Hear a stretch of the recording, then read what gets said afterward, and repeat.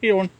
Okay, everything is now done, and I actually found some black spray paint, and I was able to get everything I did recently all sprayed down with black spray paint. So everything's all protected, and this is ready for reassembly as soon as this paint dries. So that won't be till tomorrow, which is Monday. That's right on deadline, right where I wanted to be. As you saw in the previous part, the shifter is working perfectly. I got that all painted up. It's hanging here on my outdoor rack. There it is. I even filled in that hole I drilled. Didn't really have to, but I filled it in anyways just to make it look a little bit better. But the paint, you can barely tell. You can tell, but you have to look at it and feel it to actually know that there was a hole there. I also re-supported this piece right here. If you remember, this piece here is for if I need to add any extra pins, it's there to add the pins to. I re-supported that by coming back across to here. Got that all supported. I got my front transmission mounts figured out. I had to drop the transmission by 3 washers, barely 1/4 of an inch.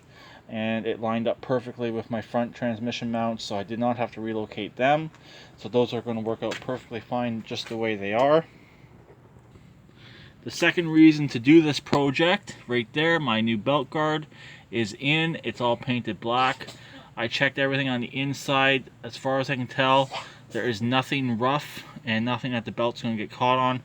Only thing is, the belt has to go on first, then the transmission has to go up into place, which is not a big deal at all.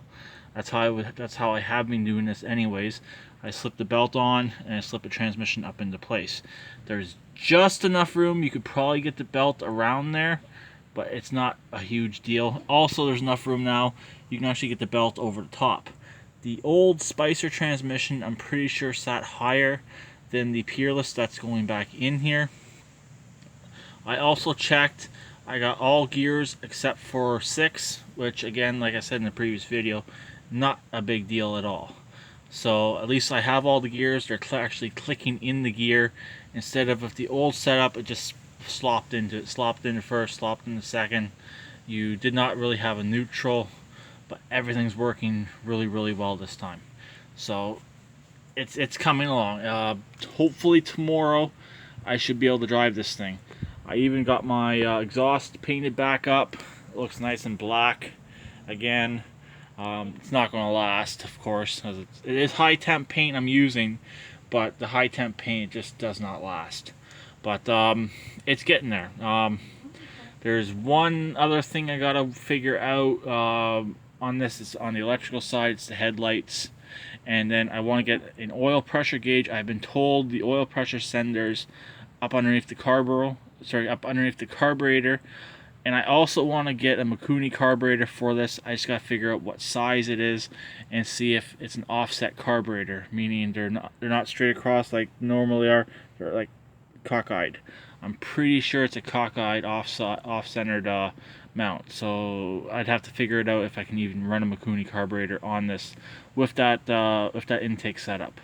But it's definitely coming along. It's definitely coming along. I'm really happy we had a nice couple days here and I was able to get this project done. Also, this here back support is strong.